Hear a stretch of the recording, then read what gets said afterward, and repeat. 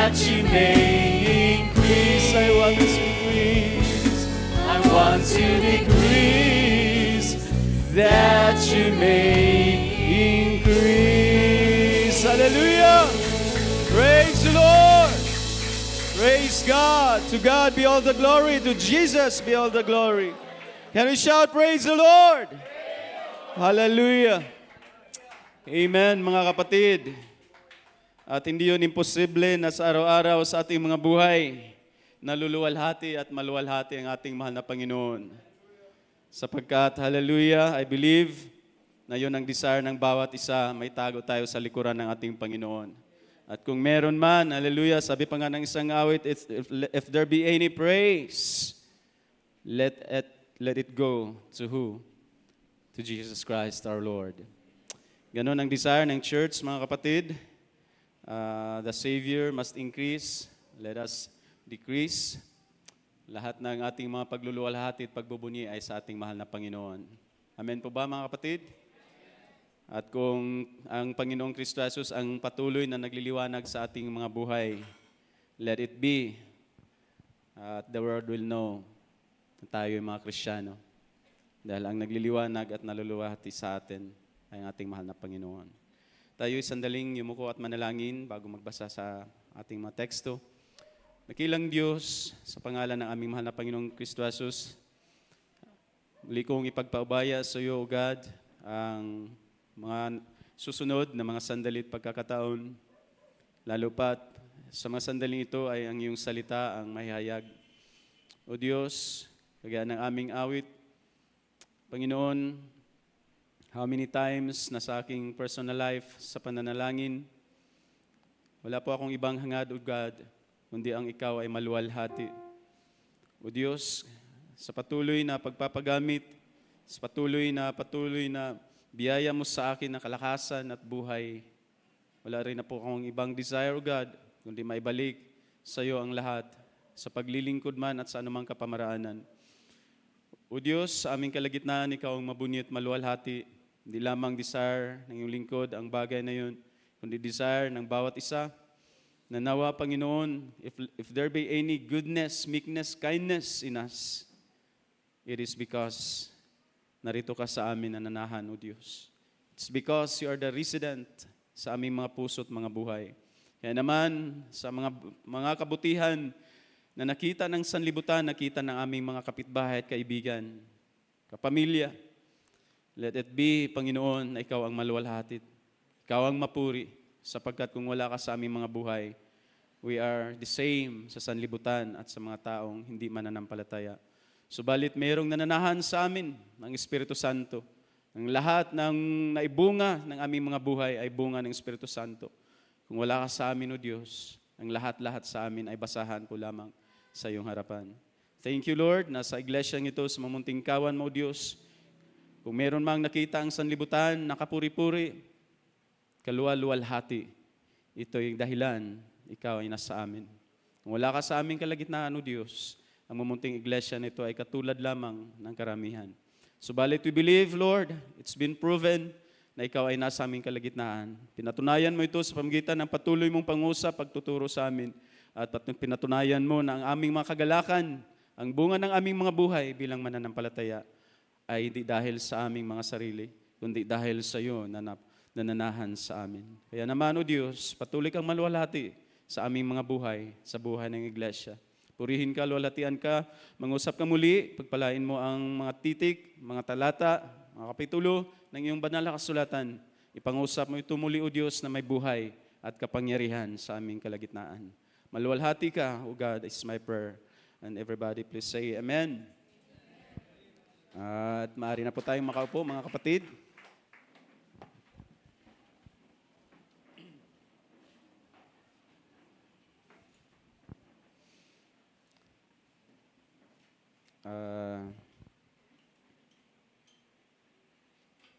Dito na lang ulit ako babati sa inyo at sa napaka-high-tech ng panahon, maaaring wala tayong kumustahan sa isa't isa through technology. Super high-tech ang panahon, pero parang sometimes ganun. tahimik. Tahimik ang connection ng bawat isa through sa past days. Or ang iba naman ay sa araw-araw ay nakikita, of course, ang family members, community members. Magkagayon pa man mga kapatid, ako rin po ay isa sa umaasa ng bawat isa ay nasa maayos at mapalad na kalagayan. Amen. At if ever na sa tuwing nagkita-kita tayo sa bahay-sambahan, lamang ang mga sandali na tayo nagkukumustahan, maalaba ang ating pagkukumustahan sa mga sandaling ito. Sa mga maaga na dumating, kinamayan niyo ba ang bawat isa o dinaan-daanan lang bilang pagbati at pangungumusta?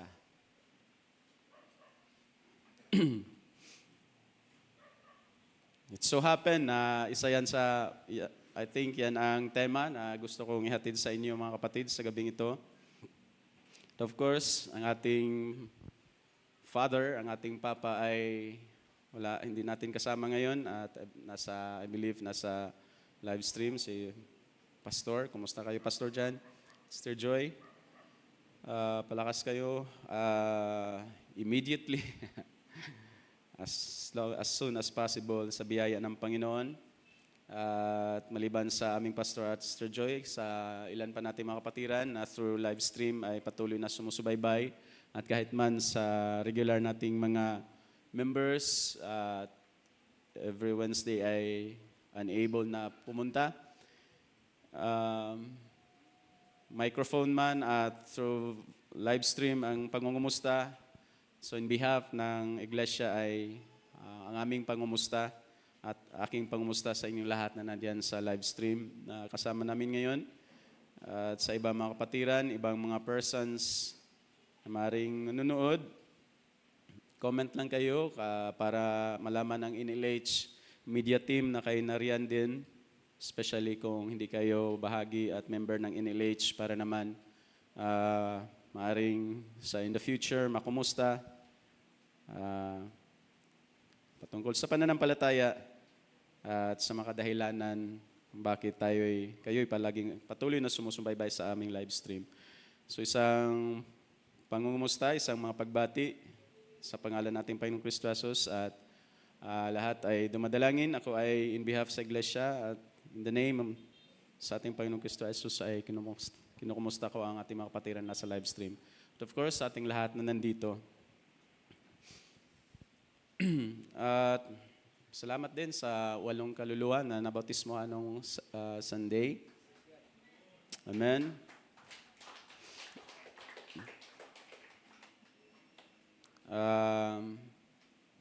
They were not briefed mga kapatid sa kanilang mga sinasabi. Pero I believe nag-brainstorm din sila sa gabi. Ewan ko kung nakatulog ba kayong 8 just because sa paalala na meron kayong mga kaunting sasabihin or mahaba man nasabihin before baptism, before immersion. Pero I don't know if they were guided also by the parents what to say.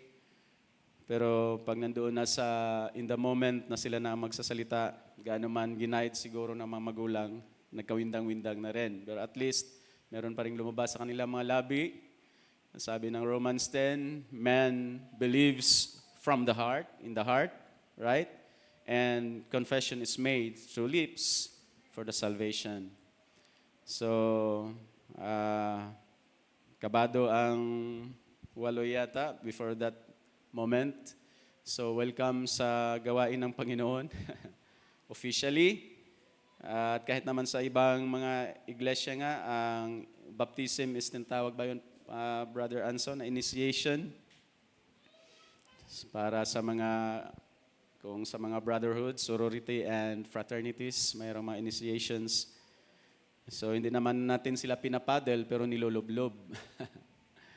Nagkatuwaan pa nga kami nung indoctrination at seminar last Sunday kasi may isa doon na candidate na tinatanong, may mga konting questions ako sa kanila, mga basic. Saan nalibing? Saan namatay ang Panginoon? Ano ba yun? Naalala niyo ba kung anong sagot ng isa? Saan nilibing ang Panginoon? May sumagot na kuweba daw. Ewan kung sinong teacher, tanungin ko sana kung sinong Bible class teacher nagturo na sa kuweba nilibing ang Panginoon. Tapos, buhay ba ang ating Panginoon na inyong sasampalatayanan? Na yun ang inyong i-confess sa baptism. May napasagot na patay. Kaya biniro ko agad na ikaw na sumagot na patay ang iyong Panginoon, di kita ahon sa tubig bukas. Sabi ni Enzo, tama si Kuya Raul. Kasi ang Panginoon mo patay. Tapos kasi kababasa namin sa Romans 6, ang symbolism ng baptism, ang immersion or immersing in the water is the burial. Kasi patay nating Panginoon in the Calvary, may tumama rin naman, nasa cross, Calvary. Tapos sa tubig, ang symbolism ng immersing sa tubig is burial. Kaya nung sinabi niya patay ang kanyang Panginoon, sabi ko, ilulublob kita bukas, pero hindi kita iahon. Bakit Enzo? Sabi ni Enzo, siyempre, yung pag-ahon, simbolo yun ng pagbangon ng ating Panginoon. So kung patay yung Panginoon mo, hindi kita ibabangon. Nakatuwa sila mga kapatid, and then, kung sa ibang denomination, yun ay baptismal indoctrination. May mga indoctrinations na sessions na tinatawag ibang denomination. Sabi nga ng isa diyan na organisasyon ay 10 sessions yata before baptism. So para naman sa akin, as I assessed the 8 persons na gusto magpabautismo, okay naman sila mga kapatid at yung mga sinasabi nila dahil na rin siguro sa kaba at dahil sa maraming saksi. At salamat sa inyong pagsaksi. I don't know kung paano tinitrate ng mga magulang ang binyagan. Siyempre, walang binyagan yun. No? Bongga dapat. So, purihin ang Panginoon. At of course, ang credit una ay sa Panginoon. Pangalawa, sa pastoral ministry na patuloy na nagtuturo, sa teaching ministry. Of course, ang teaching ministry behind the pulpit ay isa na yon. Pangalawa, ang ating Bible Education Department. At kudos sa inyong lahat mga kapatid at sa Panginoong Kristo Jesus ang kaluwalhatian. And let's pray also sa Palangoy because supposedly ay mag-Bible study kami last Friday and it's all about baptism again. Ang gusto ko ring ituro doon, si Brother Elmer ay nagturo na ng baptism. Gusto kong dagdagan, panawa ng mabuti at malawak kasi magaan naman ang kanilang acceptance sa salita ng Panginoon na kanilang mga narinig. Though wala pa yung mga unique na mga katuruan, doktrina ng mensahe sa huling panahon, pero ayon na rin sa mga sitwasyon ng kanilang buhay at pamilya ang mga salitang binabahagi doon and then baptism supposedly. And yet, before Friday ay yung sa Fera, kung nakita niyo yung bata na kasama Sister Cristel ay galing na yun sana sa PCMC dahil sinalina ng dugo and then namutla at ano ba yun? Namutla ba yun? At nahimatay or nahilo. So dinala ulit sa Margarito Hospital. Saan ba yung Margarito Hospital? Binangunan lang. And then hindi siguro, ni-refer ulit sa PCMC. As of this moment naman ay nakalabas na rin si Safera. So dalangin natin dahil I pray na sabi nga nung ating pastor ng Sunday na hindi lamang anumang tulong ang ating maibigay sa kanila ay higit sa tulong na material, kundi ang kanilang mga kaluluwa. Kung ganun ang openness ng kanilang mga puso at tahanan sa salita ng Panginoon, ako'y umaasa, tayo ay dumadalangin of course. Hindi lang yun endeavor ng community ng Katabi or ng Kainta, Taytay at Binangunan mga kapatid, kundi yun ay aking hilingin sa buong iglesia na may outstanding tayo na Bible study with, of course, sabihin nating unbelievers pa.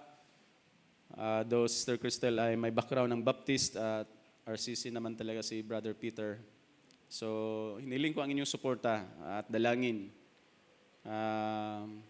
I believe na ang Panginoon pa rin naman ay patuloy na nag-win ng kaluluwa, tumatawag palabas sa ganong complacency, sa denominationalism tungo sa mensahe sa huling panahon, lalo pat higit na ang pagbabalik ng Panginoon ay nalalapit na, mga kapatid. At kung sila man ay ang puso, ang Diyos lang nakaalam sa kanilang mga puso, then kumbaga sabihin na lang natin quote-unquote, probably kunting kembot na lang sa pangaral at pagtuturo ng salita ng Panginoon. And hopefully, we can win them to the faith, to the true faith na ibinalik ng sa atin, sa iglesyang totoo, through the message sa huling panahon. At alam naman natin yun ang pinaka-fruit ng mensahe sa huling panahon. We have been restored to the true apostolic faith. And that faith is, we are contending right now through Bible studies, through sharing. Bahagi kayo, mga kapatid, through your prayers, through your support, through your pangungumusta. At of course, salamat na rin sa inyong pag-abi-abi, sa Bisaya yan. Pag-entertain nila ng mga panahon nandito sila at kahit pa man nung nakakagulat din ng mga pangyayari kay Brother Peter. Pakita nyo lang, mga kapatid, so they'll know that this mumunting kawan sa Angono ay totoo at totoong nasa atin si Kristo, mga kapatid. By how? By showing them the love kahit hindi pa kabahagi talaga sa ating iglesia or sa ating gawain. At ako'y nagagalak naman na inyong pinakita yan sa kanila na parang matagal na rin sila Sister Cristel at Brother Peter na uma-attend. So, that's the update. At salamat din sa balita ng ating MC sa ibang mga communities. Ganun din sa Angono community ay nag-resume na rin ang gawain last Friday. At huwag nating kaligtaan yan, mga kapatid, dahil mga sneak preview lang yan, mga small gatherings na yan sa isang tinatawag ng banal na kasulatan na Great Gathering. So, your attitude sa mga small gatherings ay sabihin na lang din natin na shadow yan sa hinihintay nating Great Gathering together sa Kanya, sa Kanyang pagbabalik. Amen? So, salamat sa Panginoon. Pastor, I pray, magpagaling ka. Idadalangin ng buong iglesia ang iyong mabilis na kagalingan physically. So, nice kong magbukas tayo pala sa ating mga banal na kasulatan para sa ating teksto sa gabing ito. Sa Romans chapter 16.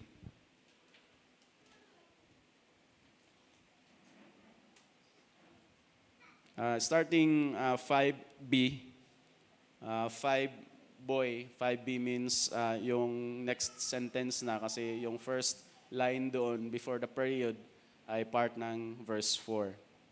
So sa mga nagbabasa, if you're aware, I hope alam niyo kung anong ibig sabihin ng mga verses tapos may letters A, B, C, and D or E and F. May ibig sabihin yan.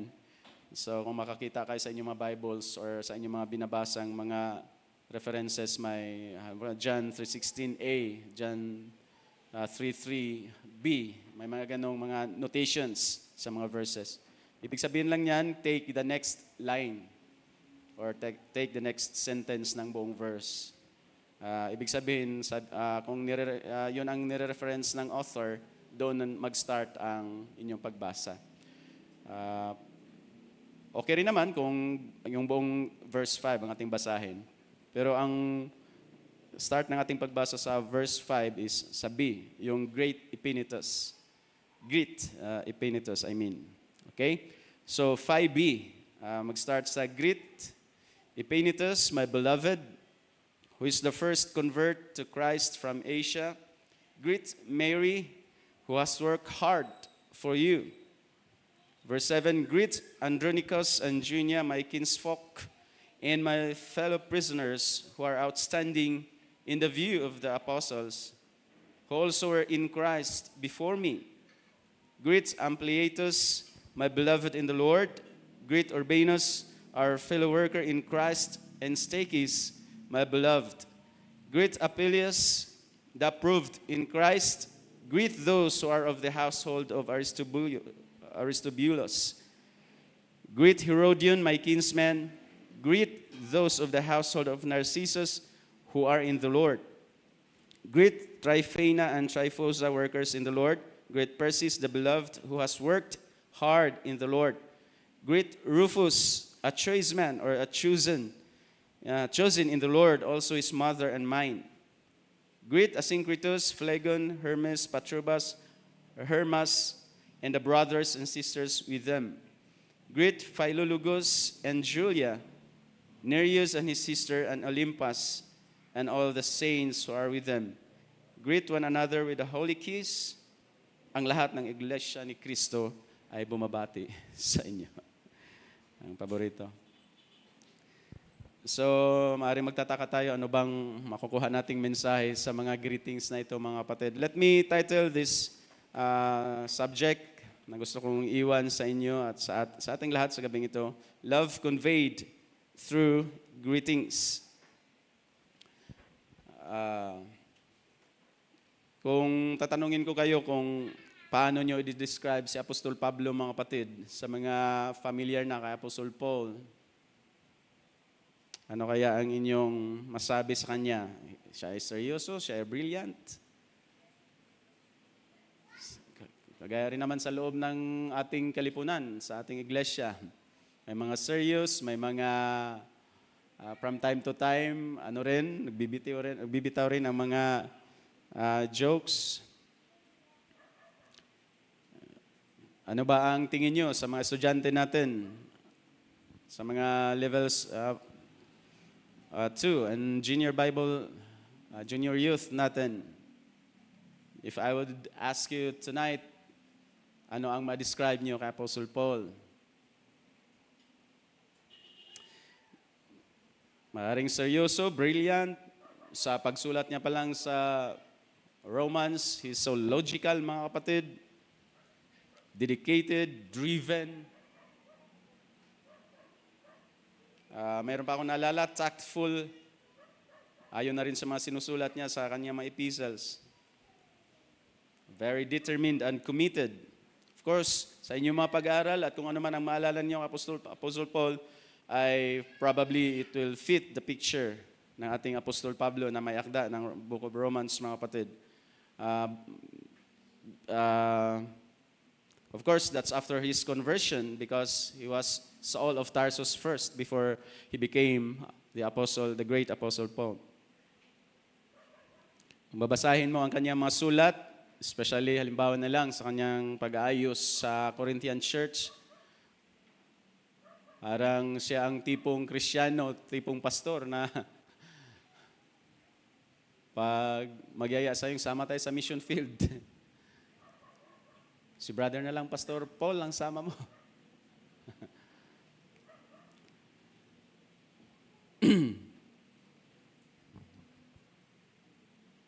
Pero sa Romans 16, mga kapatid, gaano man natin ma-picture si Apostle Paul as the serious, brilliant, theological, determined, committed, dedicated na Apostle Paul, converted after his conversion.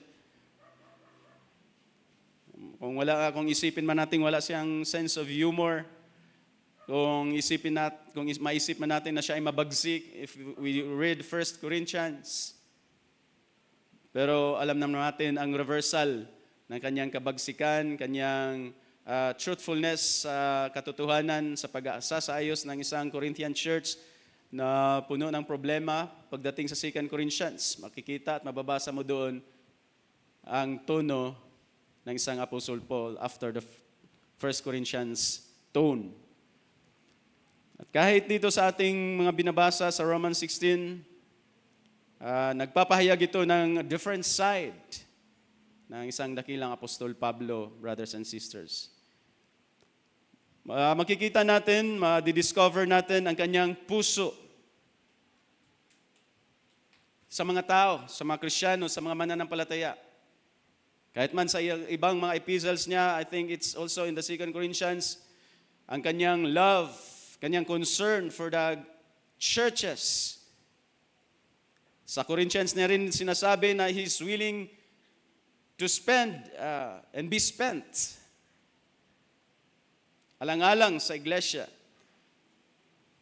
Ang isang matigas, maaaring mabagsik sa kanyang excommunication right base sa truth ng salita ng Diyos sa 1 Corinthians, dito sa Romans chapter 16, makikita natin ang puso ng isang Apostol Pablo sa mga tao. Sa chapter na ito alone, mga kapatid, he mentions 33 people by name, kasama ang 26 na mga tao sa church sa Rome. He also mentions dalawa pa na walang not by name but by a reference.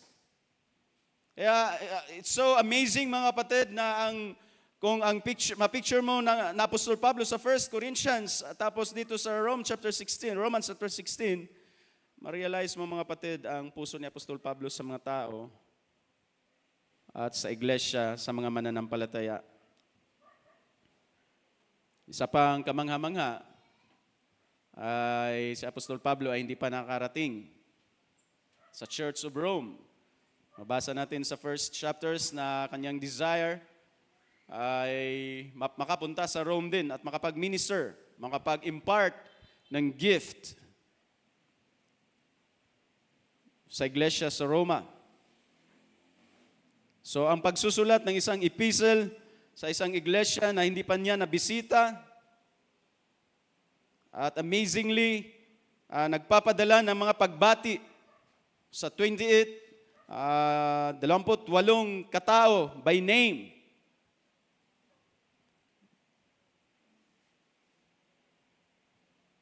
Alam niyo naman siguro gaano ka-sweet, mga kapatid, ang pagbabanggit, pagtatawag sa atin by name. Kahit man ang ating Panginoon ay tinuturo sa atin gaano kahalaga ang kanyang pangalan sa ating mga pananalangin, ang kanyang pangalan sa ating mga pagtawag. Kaysa mga general na mga pagtawag natin sa Diyos. It's still the sweetest thing to do in prayers, in supplications, in praise and worship is the name, mentioning the precious name, the sweetest name. Sabi ng awit, the sweetest name I know, the name of Jesus. Kahit naman siguro sa atin, mga kapatid, calling you by name from somebody, ay di ba masarap naman siguro sa pakikinig. At lalo na kung naalala ka by name ng isang somebody, ng isang taong probably hindi mo inasahan, and suddenly, tinawag, nangungumusta sa iyo by pangalan. Nagpapadala ng pangungumusta sa iyo by pangalan.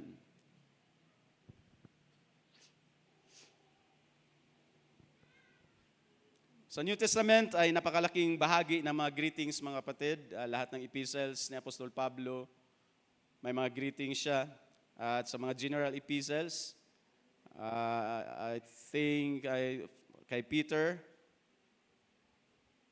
Then i-check ko lang sandali ang kay James, kung may greetings din si James. But New Testament letter convention na tinatawag ay kasama talaga ang mga greetings, yung tinatawag na letter convention. Alam naman natin yung tinatawag na letter convention, kung sa ating modernong panahon may heading, may salutation, may body, and then may closing salutations na tinatawag. So ganun din naman sa New Testament, bahagi ng maraming epistle ni Apostol Pablo ay ang mga pagbati, mga greetings.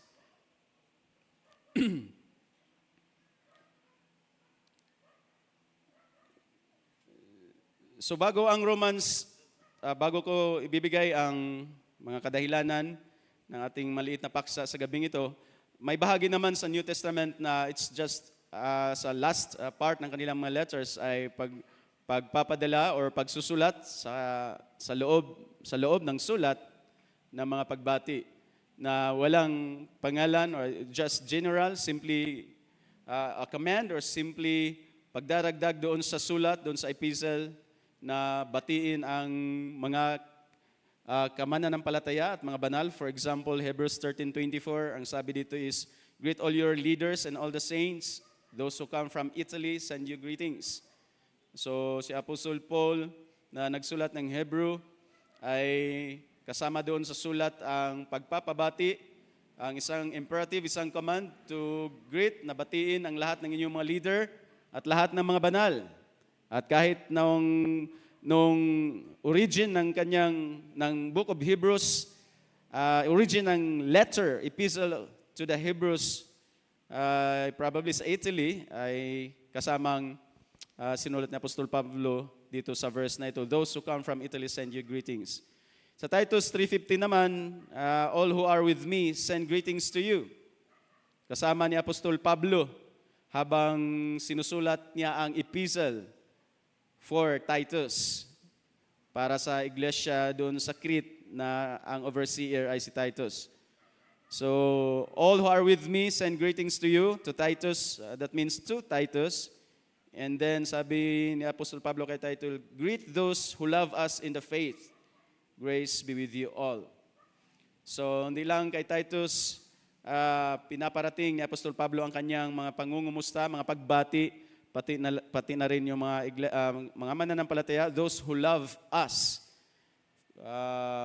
Mga kapatiran sa Crete, na sabi ni Apostol Pablo na nagmamahal sa kanila sa pananampalataya. So mahal ba natin ang isa't isa, mga kapatid? Mahal ba natin ang mga kasama sa household of faith? So let's see, sa pamamagitan ng mga mamunting mga talata na ito, ano ang ating makikita. So, pagdating sa Romans 16, ating kinuhang ng mga teksto, para sa akin, wala tayong makitang hidden agenda, beneath the surface na agenda ni Apostol Pablo sa kanyang mga pagbabanggit ng mga pangalan, mga pagbati sa mga kapatiran by name. At remember, si Apostol Pablo ay hindi pa nakarating sa Church of Rome, hindi pa nakabisita sa Church of Rome, and yet 20 plus, almost 30 persons by name ay kanyang binabati sa kanyang sulat na ito, Paul's epistle or letter to the Roman church, to the church in Rome. Or in fact, probably churches in Rome. Dahil sa Roma ay may connotation din, may implication din na may mga house churches. Sa ating mga nabasa kanina, and the saints that are in their house. So, maaaring hindi yun ang pinaka-church of Rome, kundi mga house churches na nandoon sa Rome. Isa yun sa implication doon na ang target ni Apostol Pablo, ang audience, ang recipient ng letter to the Church of Rome ay hindi kagaya nitong nasa isang congregation. At probably, kung dalhin na lang sa ating mamunting church at may 3 communities, maliban sa NLH Angono, ang recipient ay kasamang binabanggit ni Apostol Pablo ang mga households sa bankers, mga saints in the bankers, katabi, and then sa Angono communities. Yun ang isa sa mga implications ng pagbabanggit ni Apostol Pablo and the saints in their house, knowing na ang letter na ito is to the church in Rome. Pero in reality, very possible na sabihin nating churches in Rome dahil may mga house churches pang binabanggit si Apostol Pablo. So, what's the point in greeting, mga kapatid? Ano ba ang punto sa mga pagbati ni Apostol Pablo na ating mga nakikita at nababasa sa ating kinuhang teksto? In fact, starting verse 1 yan ay may mga binabanggit ng mga saints by name si Apostol Pablo. Hindi lang si Apostol Pablo nagpapadala ng mga pagbati sa mga kapatiran sa iglesia by name, kundi meron pa siyang utos na nagsabi na greet each other, batiin nyo ang bawat isa. So meron siyang personal na mga pagbati. Of course, Paul the sender, and then the recipient, which is the church in Rome or churches in Rome. Kasama na rin ang mga household churches or house churches na tinatawag. And then, kanyang mga pagbati, personal. And then, ang kanyang command na batiin nyo rin ang bawat isa na nakay Kristo. So, Sa 12 verses na ating teksto mga kapatid, at least 13 times binabanggit ni Apostol Pablo na greet, greet, greet, greet, greet, so on and so forth. Of course, Paul the sender, the recipient, at yung nagdala. So ano ang dala sa nagdala ng sulat ni Apostol Pablo? Sulat, of course, sulat. Diba? I think ang kanyang amanuensis, ang kanyang nagsulat dito ay parang si Tertius. I think Tertius is mentioned diyan sa mga last verses na rin. Sa verse 22, I, Tertius, who have written this letter. So, of course, it is Paul's epistle, probably Paul dictating the contents of this letter na para sa Church of Rome through Tertius. Dahil diyan sa chapter 16 verse 22, may sinasabi rito, may dagdag dito na I, Tertius, ako, si Tertio, na nagsulat, who have written this letter, greet you in the Lord. So, who really is the author? Was it Paul or Tertius? Of course, it is Paul. It is Paul's content sa sulat na ito, and then may amanuensis yan na tinatawag na si Tertius. And then, ang carrier pa ng sulat na ito. Of course, ganun sa unang panahon mga kapatid, may mga messengers na tagadala ng mga sulat. At ayon sa mga scholars, ang consensus ng mga scholars ay ang nagdala pa nitong sulat na ito for the Roman Church ay si Phoebe, yung nabanggit diyan sa verse 1. Ayon sa mga scholars, ay isang wealthy businesswoman probably, na deaconess din sa Corinth. Kasi ang Cenchrea ay nasa Corinth at sabi rin ng mga scholars, nasulat ni Apostol Pablo ang epistle for the Roman Church doon sa Corinth, specifically sa Cenchrea. At consensus ng mga scholars ay si Phoebe ang nagdala. So Paul dictating the contents of this great epistle to Tertius, sinulat ni Tertius, wrapping it in a parchment scroll, probably in a scroll form, given to Phoebe. Phoebe ang nagdala doon sa church in Rome. Yan yung mga pangyayari diyan. So, ano ang laman? Ang sabi natin, greetings. So sabihin natin, anong meron sa mga greetings? Anong meron sa mga pagbati na yon ni Apostol Pablo? So of course, that's sulat. And then sulat ay contents. We are so in love, we are so thankful sa malaman na laman ng sulat na ito ng Apostol Pablo for the Romans, especially starting ang section na chapters 1 to 11. Dahil sa chapters 1 to 11, yun yung theological depth na content ng Roman epistle ng sulat ng Apostol Pablo to the Romans.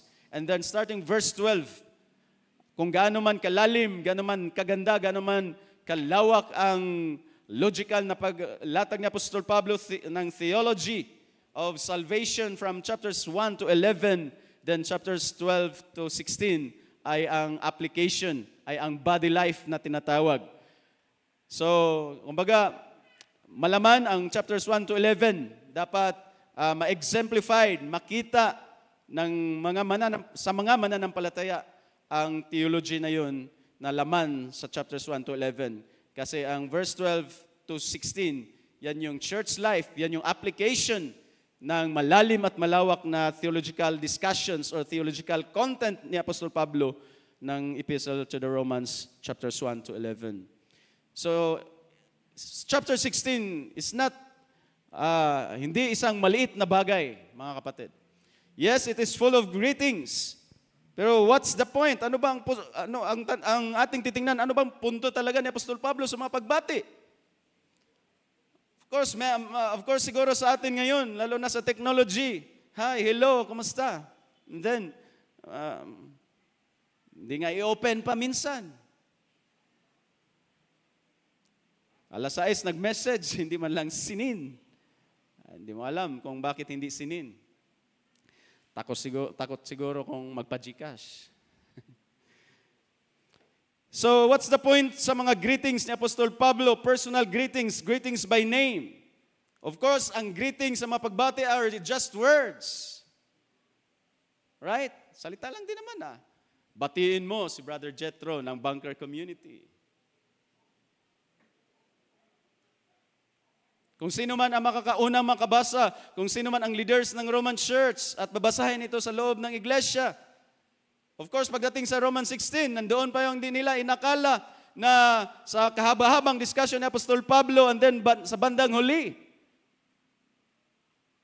28 na names ng mga Kristiyanong sinama ni Apostol Pablo sa sulat. Pakibati mo ako kay so and so forth, kay Phoebe, kay Aristobulus, kay Mary, kay Rufus, so and so forth. Pakibati mo ako kay Anson, pakikumusta mo ako kay Brother Dante. What's the point in greetings? Words. Yes, words. Pero we believe na whole Bible is kinasihan. Inspired Word of God. Tapos binabasta-basta natin ang mga pagbati ng banal na kasulatan. Well, yun nga, what's the point sa mga greetings ni Apostol Pablo? Masalita, group of words. Pero, mga kapatid, makikita natin doon na ang pinakabagay na dala ng mga pagbati, pangungumusta ni Apostol Pablo ay ang affection na tinatawag na pag-ibig. His love for people, for the church. Maring 28 names lang mga kapatid, pero alam natin na ang puso ni Apostol Pablo sa mga iglesia, ang puso ni Apostol Pablo is to and for the people of the Lord, the people of God, the churches. So what's the point in greetings? Words. Pero ano ang mga words na binabanggit ni Apostol Pablo? Yun ba ay mga superficial na mga salita lang? Yun ba ay pampadagdag lang? Pampadagdag lang sa sulat ni Apostol Pablo sa Romans, para sa Rome? O bakit hindi nagreklamo si Tertius? Apostol Pablo, ayan mo na, tapos mo na sigurong, ito na, yun, nasabi mo na siguro lahat gusto mong sabihin. And yet, siguro, kada sulat ni Tertius, sulat mo dyan, greet Mary, greet Aristobulus, greet Phlegon. Isip-isip siguro ni Tertius. What's the point, Brother Paul? And yet, nasulat, brothers and sisters. So, ano ang laman ng mga greetings ni Apostol Pablo? Personal greetings, greetings by name sa mga saints, sa Rome, at kahit pa man sa mga hindi nabanggit ni Apostol Pablo by name. Mga kapatid, isa lang, it's one word, and that's love. Love. Pag-ibig ni Apostol Pablo sa mga taong ito na gusto niyang i-convey sa pamamagitan ng kanyang mga pagbati, kahit pinasulat o through letters lang, brothers and sisters. 4 times na binanggit niya ang mga salitang, my beloved, my beloved, my beloved, the beloved, sa verse 5. Anong mababasa natin sa verse 5? Also greet the church that is in their house, great Epenetus, my beloved, aking minamahal. Si Epenetus na aking minamahal, who is the first converts in Asia. That's sa verse 5. Sa verse 8, great Ampliatus, my beloved in the Lord. Unless mag-isip ka na ang mga salitang ito ni Apostol Pablo sa sulat, bandang huli na ng sa kanyang sulat ay superficial, then it makes no sense. Right, mga kapatid? Pampadagdag lang yun, pampahaba lang yun ng sulat. Sa mga nakaranas ng mga love letters, kahit PS lang mga kapatid, pero ang karugtong, anong karugtong ng PS? PS, familiar kayo sa awit ni Sharon? PS, I love you? Kahit bandang huli na mga kapatid, pero nandoon ang pinakamatamis na postscript. PS, I love you. Maniwala ba kayo mga kapatid na ang mga pagbabanggit ni Apostol Pablo by name and then sinabi niya pa, great Ampliatus, my beloved in the Lord, ay malalim at mula sa kanyang puso? Yes, of course, I believe. Hindi yun pampadagdag lang kay Tertius. Sulat mo Tertius, dagdag para, hindi pa mahaba eh. Ilang parchment na ba naubos? 5 na. Para magiging 6, magigreet-greet lang tayo. Pero brothers and sisters, ang laman ng greetings ni Apostol Pablo, as I said, 4 na beses na binanggit niya, kay Epenetus, my beloved in the Lord, kay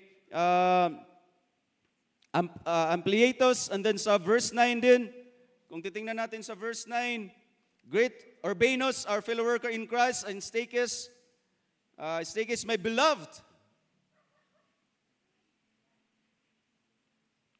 Sa atin, minsan, kung sa ating panahon siguro na ang bilis nating ma-confirm, ma-verify, uy, totoo ba yung PS mo?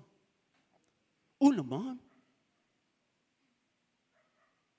Kala ko, haba ng sulat mo, tapos senseless naman ang laman, puro pambubula. Pero nung nabasa ko yung last postscript, I love you, parang sarap-sarap. Ulit-ulitin ko, mag-start ako ulit sa greetings mo hanggang sa postscript. Then sa verse 12, dalawang beses, I think sa verse 12, nabanggit niya rin yung ang salita na yun, greet Tryphena and Tryphosa, workers in the Lord, greet Persis, the beloved. Aking minamahal, aking minamahal, aking minamahal, at ang minamahal na si Persis. What's the point, mga kapatid? Mahal ni Apostol Pablo ang mga taong ito. At si Apostol Pablo na genuine Christian at pag-ibig, sabi, alam niyo ba, I think sa chapter 12 pa, inabanggit na ni Apostol Pablo, na ituro na ni Apostol Pablo bilang pamumuhay ng mga Kristiyano after discussing, as I said, ng isang napakalalim at malawak na theology from chapters 1, 11 chapters. Nabanggit sa chapter 12 siguro, if I'm not mistaken, sabi niya, let love be without hypocrisy. Kung si Apostol Pablo sa chapter 12 pa lang, nagsabi niya, let love be without dissimulation, let love, hayaan nyo, ang pag-ibig nyo ay walang pagpapaimbabaw. And so, ibig sabihin, ang mga pagbabanggit niya ng mga greetings at may karagdagang, my beloved, ibig sabihin, ang laman ng pangungumusta at mga pagbati ni Apostol Pablo ay kanyang puso, ang kanyang pag-ibig sa mga taong ito.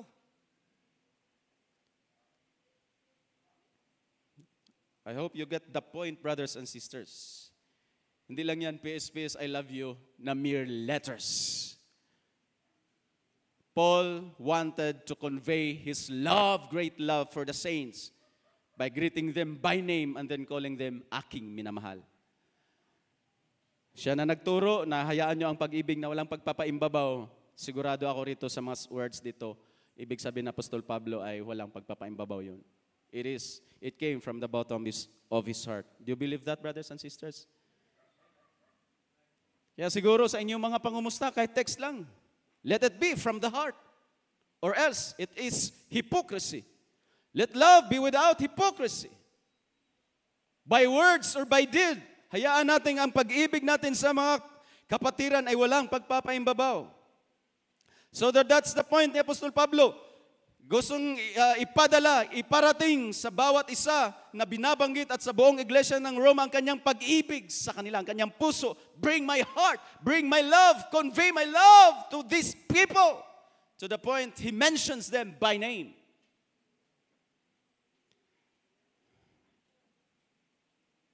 So kung ano pa ang ating mga matutunan dito sa mga mumunting talata nito, mga kapatid, isa lang ang obvious at mahalaga na ating maranasan. The preciousness of Christians. The preciousness of believers in the hearts of believers. Right? Ang pagiging mahalaga ng mga mananampalatay na mga kapatiran sa puso ng mga kapatiran. Let it sink in, brothers and sisters. Besides, sabi rin, si Apostol Pablo na rin nagsabi, imitate me as I imitate Christ. Ang pagtatawag sa, di ba, mayroong isang denomination na very parang tagline or tag word na rin nila, ang minamahal. Alam ni Sister Grace yan dahil galing siya doon. Yung JMCI, my beloved Pastor Weldy Almeida, beloved Pastor, beloved brother, beloved. Bukang bibig sa kanilang beloved. In fact, pag magpatuto, magandang umaga, mapagpalang umaga, mga minamahal. Kahit naman sa mga sulat, I think, saan ba? Sa James or sa Peter, tinatawag na beloved of the Lord. The beloved of the Lord, the chosen of the Lord, the saints of the Lord. Lahat kayo mga kapatid ay minamahal ng ating Panginoon. So let us sing in na kahit sa greetings, Pero sa laman ng greetings ay ang pag-ibig ni Apostol Pablo, ang puso ni Apostol Pablo. Na ibig sabihin mga kapatid, ang obvious at mahalagang mensahe niya ay ang kahalagahan ng bawat isa sa puso ng bawat isa.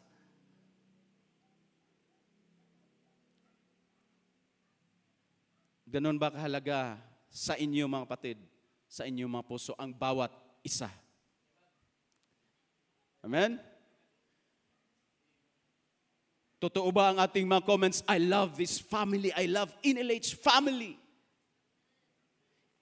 Is it from the heart na mag-comment ka sa ating FB page, oh, I love this NLH family. Ito yung sabi ni Apostol Pablo, my beloved in the Lord. Tayo'y mga minamahal at nagmamahal, nagsisibigan sa isa't isa sa Panginoon. Right, brothers and sisters? Ang bawat isa ba ay precious sa inyong mga puso? Thank you so much and glory to the Lord, mga kapatid. So mayroong tatlong bagay na gusto kong iwan sa inyo sa gabing ito. Una, i-consider natin ang expression ng affection na ito ng pag-ibig through the holy kiss na tinatawag. So sa gabing ito, madaanan natin ang bagay na ito na isang, sabi natin, kustombre. Mayroon tayong ilang observations about this banal na halik na sinasabi ni Apostol Pablo sa Romans 16 at mamaya ay makikita natin ang iba pang places sa banal na kasulatan. So tatlong bagay na gusto kong ipahayag sa inyo mga kapatid para ma-express natin ang preciousness, ang kahalagahan ng bawat isa sa ating mga puso. Una, the expression of it sa tinatawag na banal na halik. Pangalawa, ang foundation or ang intensification ng affection. May mga keywords si Apostol Pablo na nagpapakita ng paano mapapasidhi ang affection na pag-ibig sa isa't isa. At ang pangatlo, ang foundation ng affection. Of course, may foundation ang affection na tinatawag na pag-ibig, brothers and sisters. Titingnan natin yung tatlong bagay na yan. So sabi ni Apostol Pablo sa verse 16, greet one another with a holy kiss. Verse 16, greet one another with a holy kiss. So after saying ng mga 13 times mga kapatid, greet so on and so forth, greet this one, greet that one, greet this brother, greet this sister, greet for 13 times mga kapatid, sabi niya, greet one another. Of course, si Apostol Pablo sa pagsasabi niyang pakibati mo ako sa mga taong ito na binanggit niya by name. Through the letter, pakibati mo ako. So pag nabasa ng Church of Rome, ng leadership ng Church of Rome, ang sulat na ito, at dumating sila sa point na ito, sa part na ito ng letter at binabasa, of course, anong saya ng mga nababanggit ni Apostol Pablo na sinasabing pakigreet mo ako, pakibati mo ako sa mga taong ito, so on and so forth. For 13 times. At sa verse 16, hindi lang siya ang gustong magpaparating ng mga pagbati, kundi nag-utos siya, nag-greet one another with a holy kiss. Baga, kiss them for me. That's the word. At kunin natin sandali ang salitang yan ayon sa paggagamit dito sa banal na kasulatan, brothers and sisters. Ang salitang holy kiss ay at least 5 times na makikita natin sa banal na kasulatan. Kung gusto niyo i-note nyo na lang, di na natin puntahan para basahin. Sa 1 Corinthians chapter 16 verse 20, 2 Corinthians chapter 13 verse 12, 1 Thessalonians 5:26, at saka 1 Peter 5:14. Doon sa 1 Peter, greet one another with a kiss of love, kiss of charity, halik ng pag-ibig.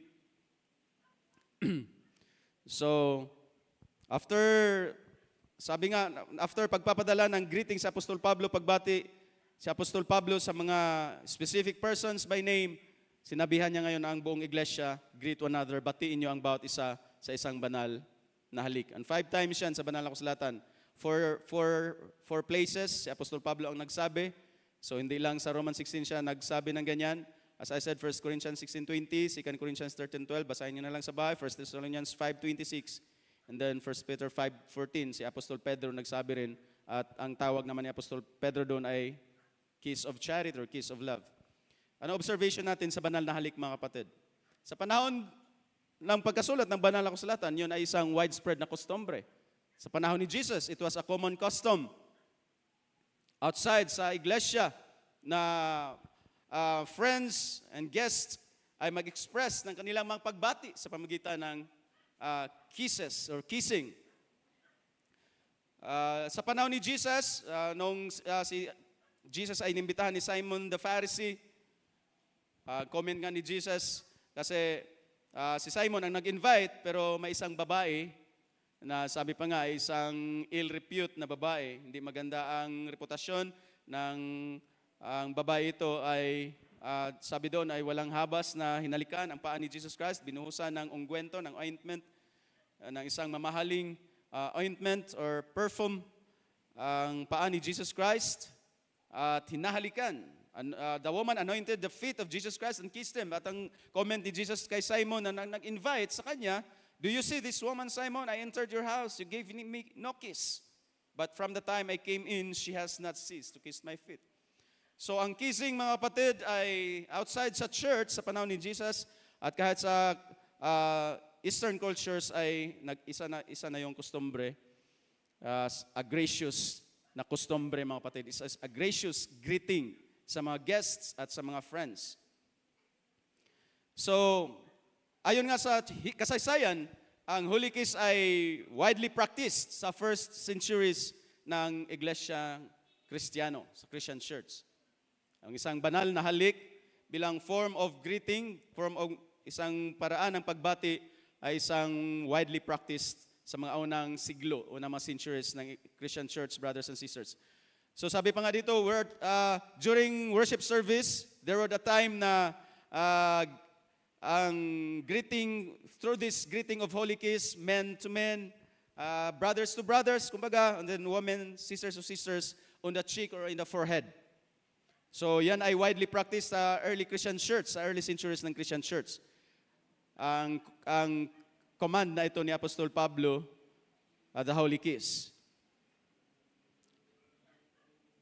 Subalit, as I said, sa verse 16, hindi lang yun merely kiss, brothers and sisters. Hindi lang yun merely, hindi lang mismo paghalik bilang pagbati, kundi it is holy. Tinawag ito ni Apostol Pablo na gawin nyo ang pagbati sa isa't isa sa pamamagitan ng isang banal na halik. Of course, lalo na sa ating panahon, very postmodern Christianity at sa very modern na panahon, brothers and sisters, ang mga bagay na yan, kahit sa mga maliliit, ay alam na kung anong ibig sabihin ng kissing, not in a unholy way. Right, brothers and sisters? So happen na minsan ang bagay na yan sa mga teenagers sa ating panahon ay magiging proof na mahal mo siya. Mahal mo ako. Kung mahal mo ako, let me. Kung mahal mo ako, let me. Pero sabi ni Apostol Pablo, batiin nyo ang bawat isa sa pamamagitan ng isang banal na halik. Why is it holy, mga kapatid? Because it is expressed ng mga taong pinaging banal, ng mga taong Kristiyano, ng mga taong healthy ang spiritual life. Of course, mamaya, ito ay mga observations lang about holy kiss, brothers and sisters. Una, it is a common custom sa panahon na yun, first century, at kahit sa iglesia, ay pinapractice din. At sabi pa nga sa isang nabasa ko, hanggang sa nag-die down ang practice na yun, na greetings through a holy kiss sa iglesia, pagdating ng 4th century ay unti-unting nawala at winala yun, mga kapatid, at ay winala yun sa loob ng church. Of course, maraming klaseng halik, brothers and sisters, kahit greetings na hindi banal, hindi malinis, hindi chaste at hindi pure.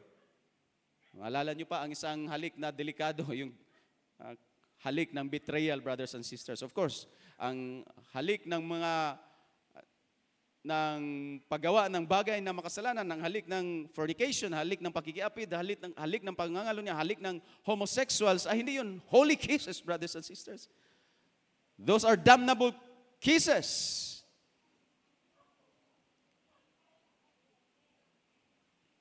And yet, merong ganitong utos ni Apostol Pablo ng pagpapahayag ng ating mga pagbati, pag-express ng affection, ng pag-ibig through a holy kiss. And yet, it should be holy.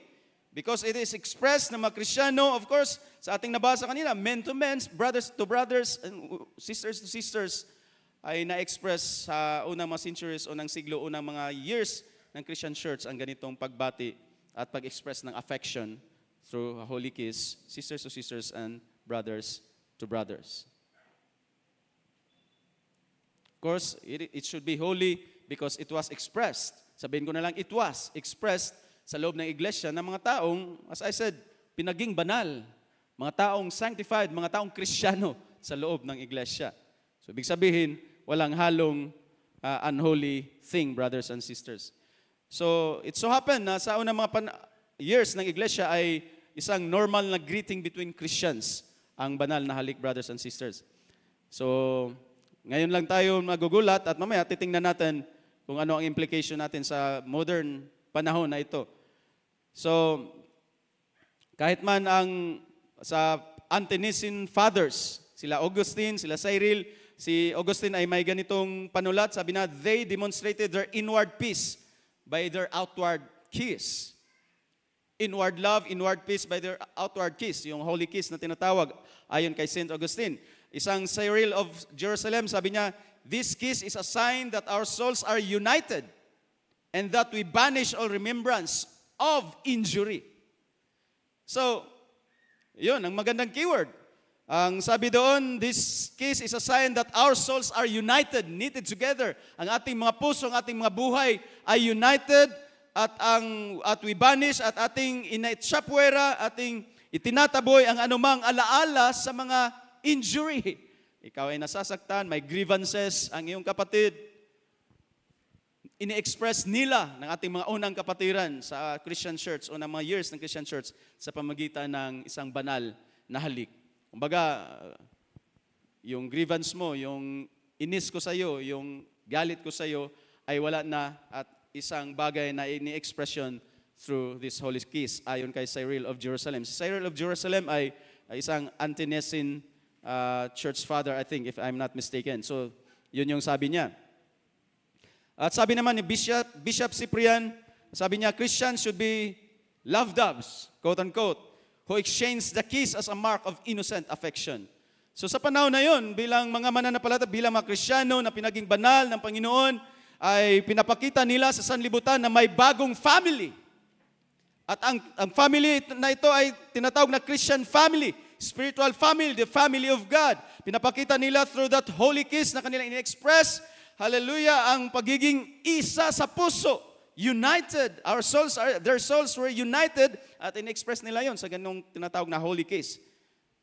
At ang pagbanish, pagtataboy ng lahat ng alaala sa iyong nagawa sa akin at ang aking nagawa sa iyo, in-express nila yon through holy kiss. It's a mark of innocent affection. Of course, yun nga, mamaya na natin dalhin yan kung anong magiging implication niya sa ating panahon sa very modern affection.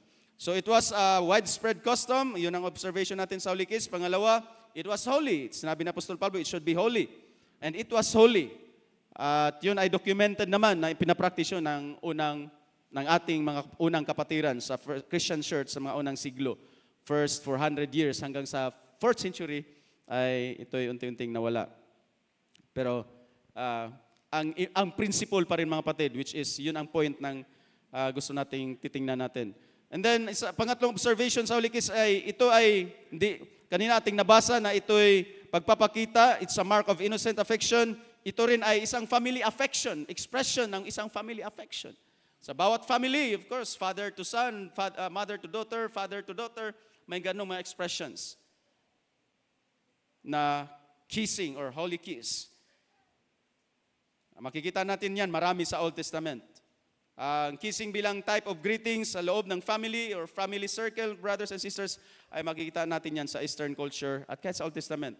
Sa Genesis, sabi niya sa chapter 27 sa Genesis, hinalikan ni Isaac ang kanyang anak ni si Jacob at si Esau. Si Laban, sabi sa Genesis 29:13, as soon as Laban heard the news about Jacob, his sister's son, he ran to meet him and embraced him and kissed him and brought him to his house. So ganun costumbre mga kapatid ay isang sign ng family affection. Right? Meron pa ba kayong nakikita ng mga ganyang expression ng pangungumusta at pagbati sa postmodern na Christianity sa loob ng iglesia, sa ating iglesia? Meron mamaya mga kapatid, makikita natin kasi yun ang point na dinadala ng pag-express nila sa first century ng ganong affection, ng deep-seated sa puso na affection which is called pag-ibig through a holy kiss. Ito ay kasama na rin sa isang expression ng family affection, brothers and sisters.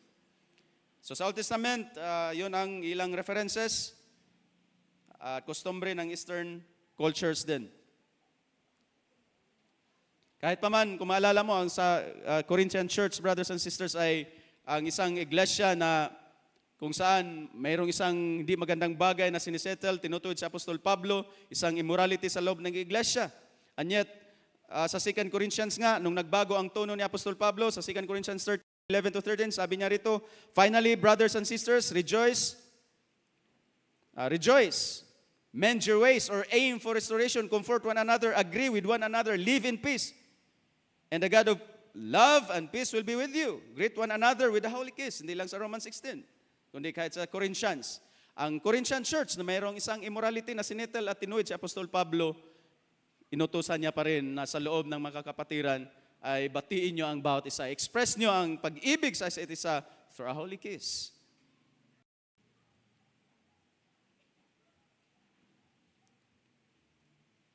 Of course, maliban sa ang negative, ang opposite niyan sa isang affection, family affection, symbol of expression ng isang family affection ay yung mga unholy na mga purpose. Kiss of betrayal, kiss ng isang enemy. Proverbs 27:6 ay may sinasabi doon na faithful are the wounds of a friend, pero profuse are the kisses of the enemy. May kiss of the enemy, may kiss of betrayal. Pero sa atin, brothers and sisters, ang expression natin ng pag-ibig sa isa't isa, maaaring hindi man natin masunod ngayon. Kasi yun ang isa pang observation, brothers and sisters, about sa holy kiss. At yun ay isang cultural condition na kostumbre. Ang kiss of love, sabi ni Pedro, at ang holy kiss na sinabi ni Apostol Pablo, maaaring hindi ito binding universally sa loob ng sa iglesia ng Panginoon. Lalo na sa ating panahon, sa ating kultura. Maaaring may hindi pasok na ganitong bagay kung paano ito marubdob, masidhi, na in-express ng mga unang kapatiran, unang mananampalataya, unang Kristiyano sa iglesia.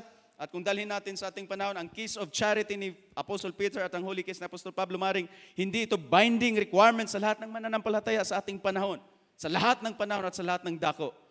Pero ang point at ang principle pa rin, brothers and sisters, merong something at merong expression ng affection, ng pag-ibig sa isa't isa na walang pagpapaimbabaw. Actually, yun yung pinaka-point doon, brothers and sisters. Kung hindi man natin ma-express sa holy kiss, dahil sa ating kustombre, sa ating panahon, lalo sa ating modernong panahon, pero I believe sa loob ng iglesia, meron pa rin kayong pagpapakita, meron pa rin kayong way of expression na precious, mahalaga at mahal natin ang isa't isa. More than words. In words and in deed. Meron ba, brothers and sisters?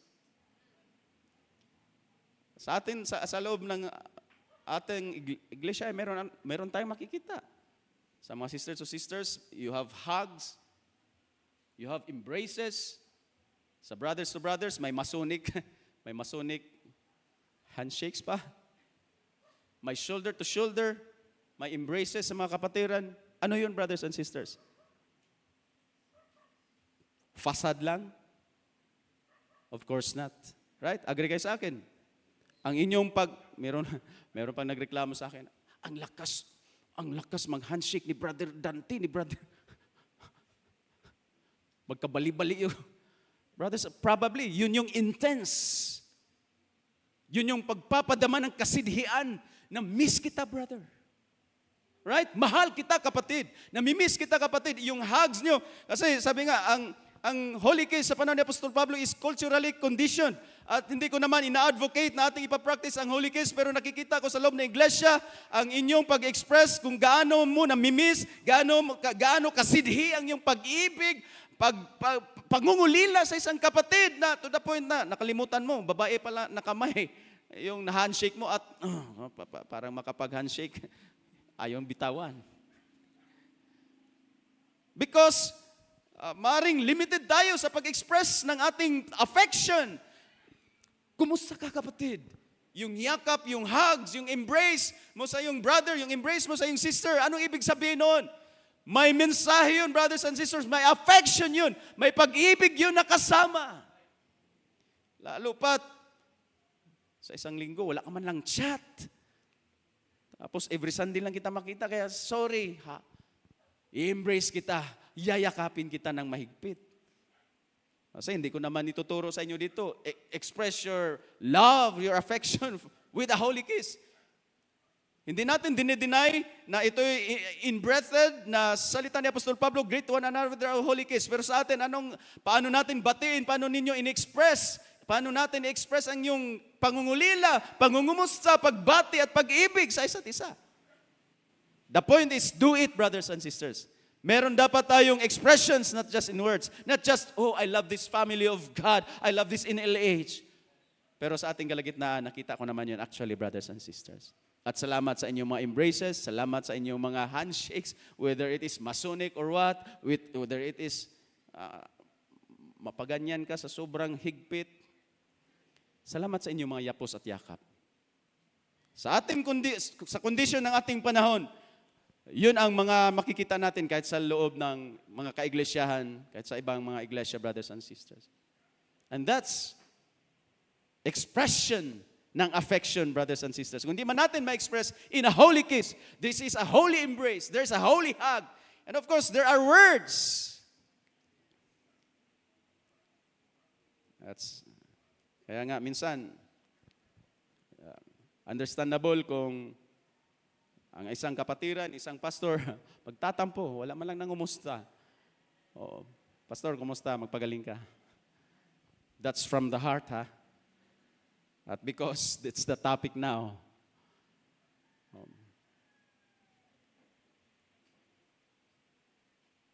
So, it has a wide custom, at sabi ko nga, it's cultural condition. At sabi nga ni Apostol Pablo, kung wala kang ibang paraan na ma-express niyo ang deep-seated na pag-ibig, because kung it was ang holy kiss ay expression ng family affection, who are we? Anong sabi natin always? Yung ating mga closing songs, ginawa na lang natin, sige, kuha na lang. I love this family of God. Bakit na lang? Nakakaumay na?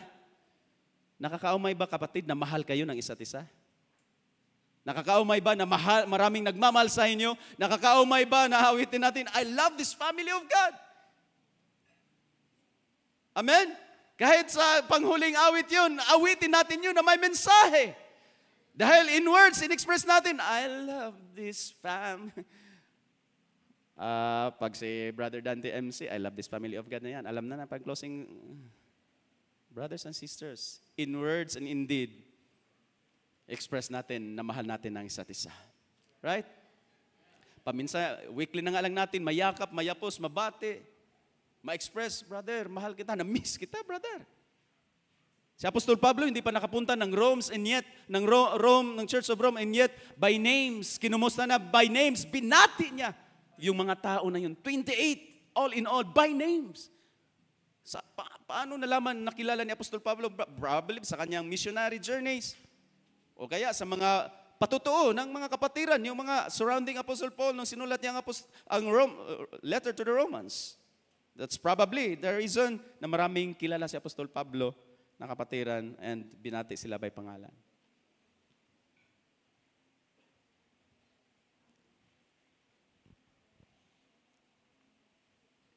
So that's the expression. So the point is, the principle is, brothers and sisters, maaring hindi na holy kiss, pero ang principle ay nandoon. Express natin ang ating affection sa isa't isa. High-tech na tayo ngayon. Kung hindi kasama sa GC, walang kumusta.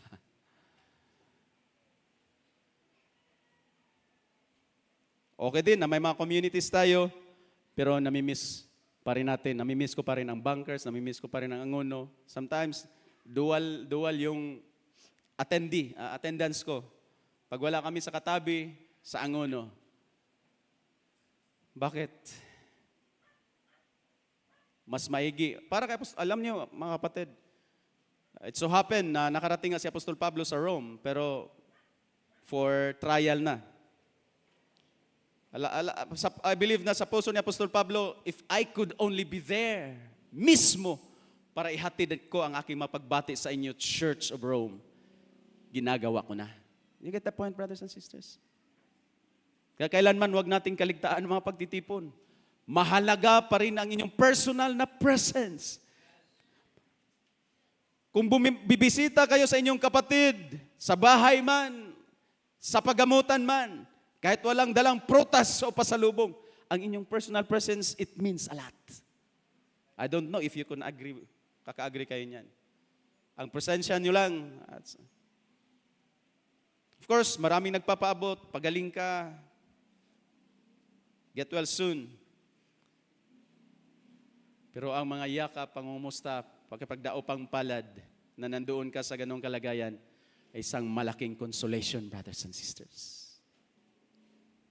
Huwag niyo ipadala ang inyong pangumusta. Hindi ako makarating, pero kumusta niyo na lang ako. Though sa mga letters, though sa mga biyay, sa mga missions, sige, pastor, sige, brother, pakikumusta mo na lang ako sa mga kapatiran, sa church, sa Swaigot, sa outreach natin sa Swaigot. Of course, pag nakarating din naman sa kanila, ay masaya na rin ang mga kapatiran. Pero how much more? Kung 2 van, 2 sasakyan, 3 sasakyan ang dumating doon sa Swaigot, 4 na lang sila, tapos may 3 sasakyan na dumating sa kanilang anniversary. Brothers and sisters, you never know kung gaano sila kasaya na binisita, kinumusta, niyakap personally. We are so high-tech, brothers and sisters, we are so interconnected by technology, pero wala pa ring hihigit sa presensya mo. Sa tuwing gawain, wala pa ring hihigit pag ikaw ay nabisita ng isang kapatid. Lalo na kung hindi mo rin inasahan na dumapo man lang sa iyong mumunting tahanan and yet dumating. Have you experienced that, brothers and sisters? Siguro, minsan, iba naman ay nagugulat. Uy, pastor, napunta ka, bakit? Anong atin? Pero pag tayo'y nabisita, tayo na kumusta, gaano ito ka-importante, gaano ito consolation sa atin, brothers and sisters. So express your affection of love in a greetings in words and in deed. Sabi ko nga, sa ating kalagitnaan, meron tayong nakikita na ganyan.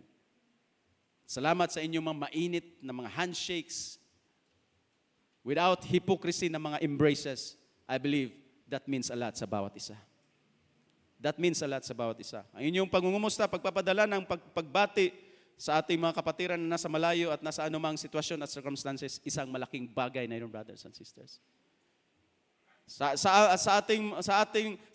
amin na mga nangangaral, sa ating pastor, salamat, isang malaking bagay na nagpasalamat kahit through chat, salamat sa mensahe, salamat sa encouragement, salamat sa pagpunta, brother.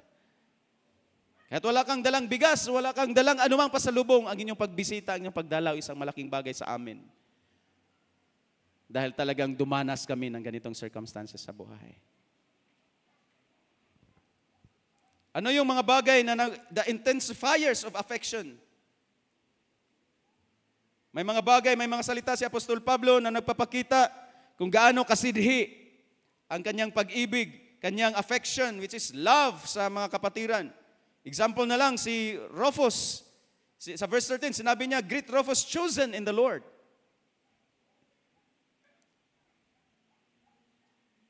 Lahat naman chosen, right? We are elect before the foundation of the world. Lahat namang nasa Rome ay pinili ng Panginoong Diyos. Lahat naman tayo ay mga pinili, pero bakit sinabi pa rin ni Apostol Pablo kay Rufus, chosen in the Lord? Probably, isang assumption lang ay maring si Rufus ay isang worst sinner pa kay Apostol Pablo. And yet, nalaman ni Apostol Pablo by personal or by testimony ng ibang mga kapatiran na nasa Rome, na itong si Rufus ay talagang ito'y hitman. Si Rufus ay talagang palasak na kriminal at na makasalanan. And yet ngayon ay leader sa loob ng iglesia sa Roma. At sabi ni Apostol Pablo, great Rufus, chosen in the Lord.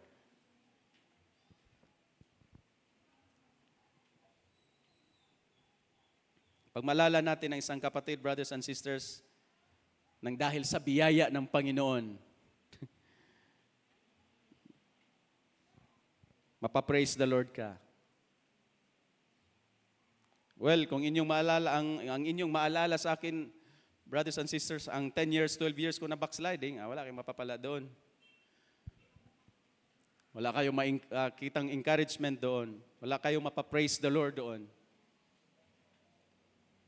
Pero kung ang makita ninyo sa inyong lingkod, sa inyong mahal na yung mabaabang lingkod, brothers and sisters, kung paano nakabangon sa Panginoon or binangon ng Panginoon. Na dati, sabi ko na nga, Panginoon, kung hindi mo ako anak, huwag mo na akong lagyan sa puso ko ng longing pa sa mga bagay na makalangit at spiritual dahil ako'y nandito sa grabing backsliding position na buhay.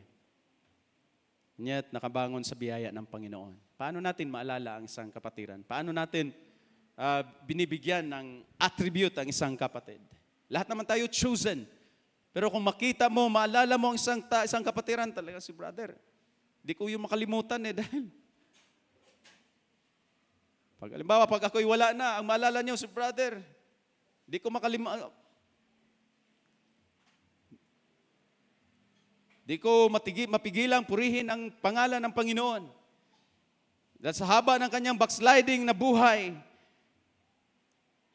10 years, halos minus 12 years. At marami nung pagbalik ko nga dito sa NLH, marami nang hindi ko kilala.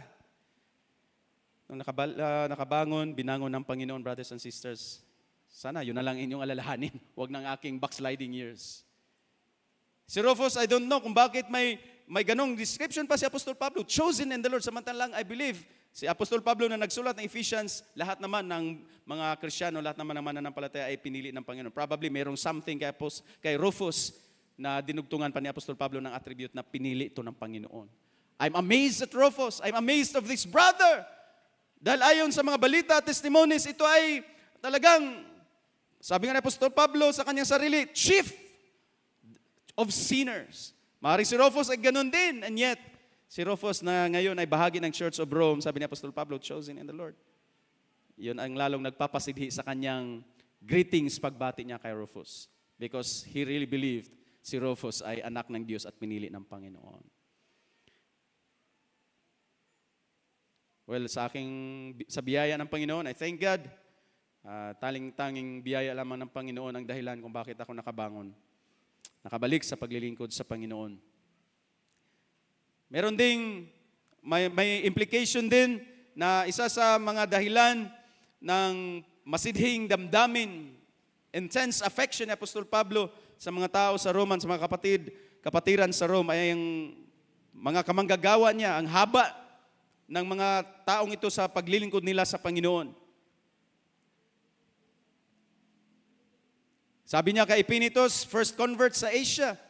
Sabi niya sa verse 5 yan, sa verse 7, sabi niya kay Andronicus and Junia, well known to the apostles and they were in Christ before me. So mas nauna pa sila kay Apostol Pablo. Si Epinitos naman ay unang first fruit sa Asia. Di ba, malala natin anong saya pag ang first fruit sa binangunang first fruit, ngayon ay wala na ang baras. First fruit sa church in Bulacan ay patuloy na naglilingkod sa ating doon sa church sa Bulacan. Church sa binangunan ay patuloy na naglilingkod sa Panginoon. Naalala ni Apostol Pablo ang ganitong panahon, ganitong haba ng mga taong ito, ng mga kapatid na ito sa Panginoon, sa kanilang paglilingkod sa Panginoon. Naalala niya sa Epinitos bilang first fruit sa Asia. Naalala niya si Andronicus at Julia bilang nauna pa sa kanya sa pananampalataya.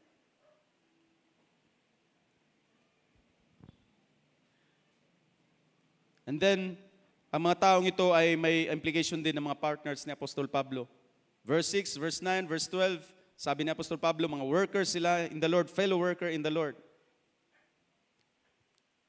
Ganun natin mamimiss, ganun natin na-express, ganun natin masidhi na in-express ang ating affection, ating pag-ibig sa isa't isa, lalo na sa mga magkapareho ang ministry sa loob ng iglesia, board of deacons, eldership, teaching, Bible class teachers.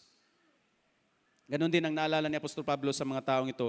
They were fellow workers, they were partners ng Apostol Pablo.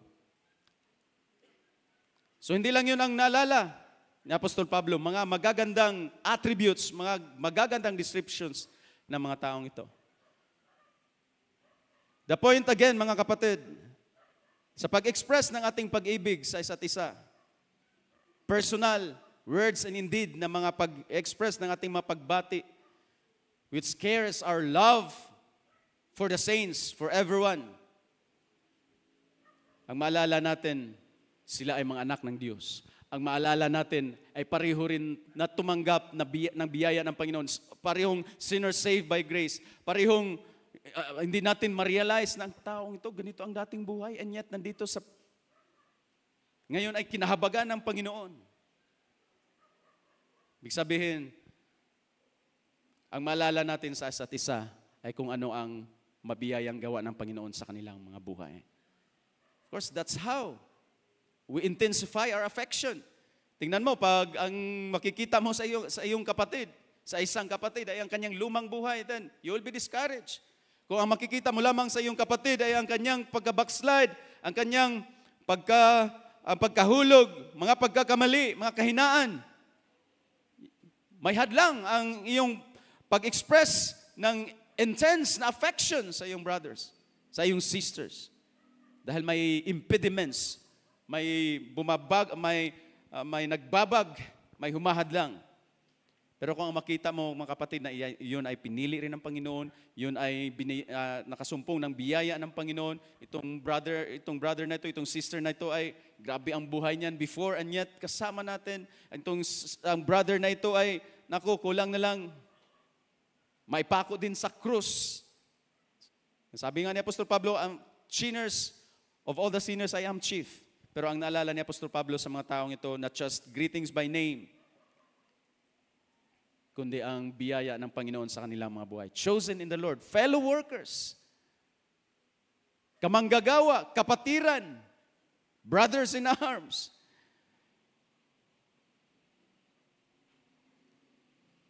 And lastly, because there is a solid foundation ng affection. Alam natin ang pag-ibig natin sa magkakapatid ay may solid na foundation, brothers and sisters. Ang love natin sa bawat isa, sa mga kapatiran, maliban sa paalala ni Apostol Pablo, turo ni Apostol Pablo, let love be without hypocrisy, walang anumang halong pagpapaimbabaw, walay sagol nga pagpakaroon ingnon. Ano ang pundasyon ng pag-ibig natin sa isa't isa? The sure foundation, brothers and sisters, ay lahat, nandito rin, implied din sa mga talata na ating binabasa kanina sa verse 7, sabi niya, in Christ. Ilang beses na sinabi ni Apostol Pablo sa mga kapatid na kanyang binabati, they are in Christ, they are in the Lord. Verse 7, in Christ. Verse 8, in the Lord. Verse 9, in Christ. Verse 10, in Christ. Verse 11, in the Lord. Sa verse 12, dalawang ulit sinasabi na nasa Panginoon. Verse 13, in the Lord. What's the point? What's the message? Ang mga binabati ni Apostol Pablo ay ang kanyang affection, ang kanyang pag-ibig sa mga kapatid na ito, na kanyang binabati by name na nasa Church of Rome, is because pare-parehong nakay Kristo, brothers and sisters. Pare-parehong mga mananampalataya, they are in the Lord, they are in Christ. At alam na natin ang mindset ni Apostol Pablo of what is meant by being in Christ. Sinabi niya na yan sa Ephesians. In Christ, in Christ, in Christ, we are predestined, lahat tayo ay elect, lahat tayo ay predestined, lahat ay pinatawad, lahat ay pinagkalooban ng Espiritu Santo in Christ, chosen in Christ, predestined in Christ, forgiven, redemption in Christ. At dito ang mga taong ito na binati ni Apostol Pablo by name, ay lahat may karugtong na in the Lord and in Christ. What's the point? Ang pundasyon ng affection, ng pag-ibig natin sa isa't isa ay lahat ay mga nakay Kristo, mga kapatid. That's the solid foundation. Ibig sabihin, lahat tayo ay, kung sama-sama tayong mga makasalanan, ay sama-sama ring nakadestined sa destruction, right? Pero sabi ng Romans 5:9, much more than, Romans 5:9, much more than having now been justified by His blood, we shall be saved from the wrath of God through Him. Pare-pareho tayong nakadestino, nakadireksyon sa galit ng Diyos. At ang ultimate expression ng galit ng Diyos ay walang iba, kundi ang dagat-dagatang apoy. Kung sama-sama tayong mga makasalanan, doon din sama-sama tayong sa direksyon na yon, which is the wrath of God. Pero paano tayo nakaalpas doon? Sabi ni Apostol Pablo, ano ang cost? Ano ang infinite cost? Na tayo ay nakay Kristo. Very infinite, very measureless, very priceless. At yun ay ang dugo ng ating mahal na Panginoong Kristo Jesus. So in short, sila ay nasa Panginoon dahil sila ay mga makasalanan din. Lahat ay mga makasalanan. Lahat ay outside sa biyaya ng Diyos. Pero ngayon ay binati ni Apostol Pablo, by name, mahal ko kayo, by lahat. At ang aking expression ng pag-ibig ay ganito dahil lahat tayo ay makasalanan pero lahat tayo ay binili ng infinite cost na dugo ng Panginoong Kristo Jesus. At saan tayo inilagay? Sa isang infinite at blessed place. Walang iba kundi ang ating Panginoong Kristo Jesus.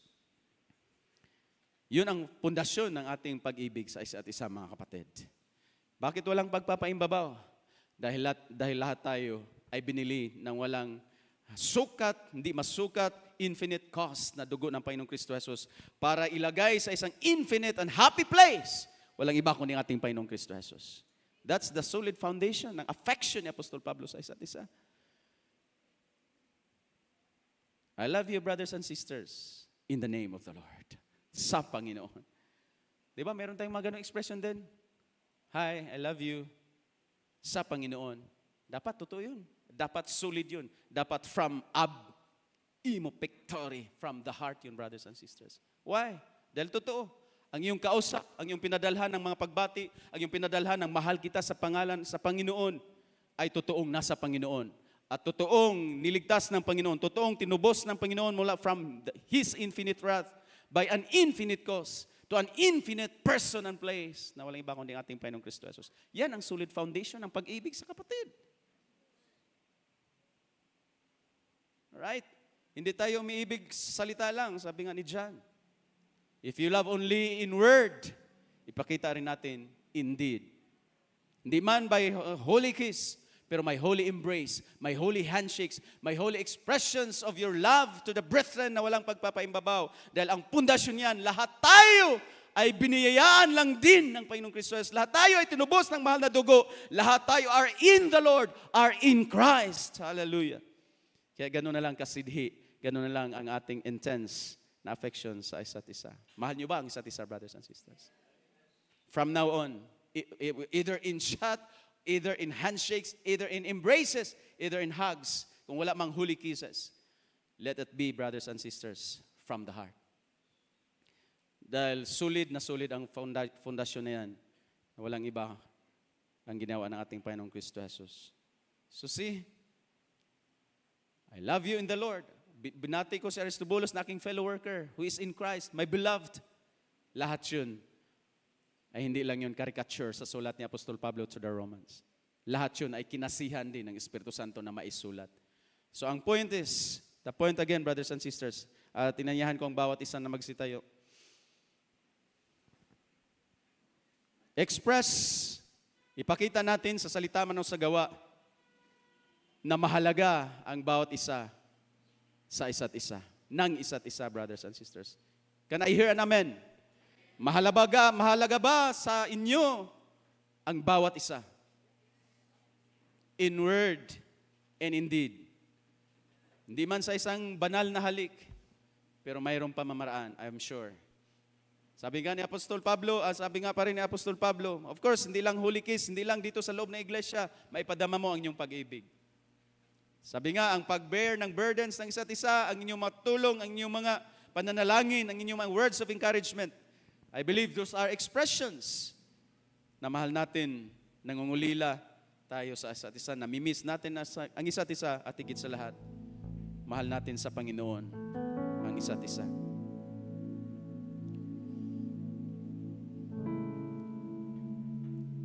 So I want you to encourage once again sa gabing ito.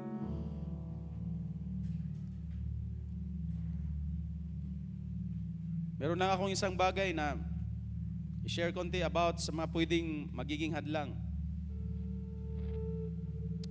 Magiging hadlang lang ng unexpressed, the affection ng pag-ibig sa mga magkakapatid. Ay una, grievances, of course. Grievances. At na-emphasize na ito minsan ng ating pastor sa isang pangangaral. May grievances ang isa't isa. Di mo talaga kahit shake hands ay pwede mong iwasan. Much more, hindi mo mayakap, hindi mo ma-embrace, hindi mo mahag. So I want to encourage us everybody. Isa yon sa isang impediment, isang babag, isang hadlang na ma-express mo ang tunay na pag-ibig sa isa't isa. Pag may grievances pa kayo sa isa't isa na unsettled. Sabi nga sa ating nabasa sa history ng church, ang holy kiss is a sign of banishing previous injuries. I have injured you if I have wronged you. May galit, may inis ka sa akin. Nahahag mo ang isa't isa, nahag nyo ang isa't isa, mahag natin, ma-embrace natin ang isa't isa, at makakamaya natin ang isa't isa, at kinukumusta mo ang isa't isa. Natin ang isa't isa. Dahil winala mo na at tinaboy mo na, binanish mo na ang past injuries and grievances. Pero kung nandyan yan, nananatili, it's so hard. It's so hard to pray, it's so hard to chat, it's so hard to text, it's so hard na lapitan at kumustahin. It's so hard na lapitan at kausapin. So yan, sa matinding impediments ng ma-express natin ng love for the brethren. Pangalawa, yung cliques na tinatawag, CLIQUS. Gumagawa tayo ng sariling circle. Ito lang ang imimit ko kasi mga musicians to. Ito lang ang ihahag ko, ito lang kukumustahin ko. Ang F4 lang ang kukumustahin ko kasi sino ba yung F4? Taga-bunkers lang kumustahin ko kasi close ako doon. That's cliques. That's an impediment to expressing our true love for the brethren. Ayaw ko sa taga-Gido, ayaw ko sa taga-Anguno. Taga-Katabi lang ang sasamahan ko sa mga communities. Anong sabi ng Panginoon? For if you love those who love you only, what reward would you have? Matthew 5:46-47. Do not even the tax collectors do the same? Di ba ang mahintil? Di ba ang mga makasalanan ay ganun din? Iniibig lang nila ang iniibig. Kaibigan lang nila ang nagpapautang. Pag hindi na nagpapautang, wala na rin. That's creating a clique, brothers and sisters.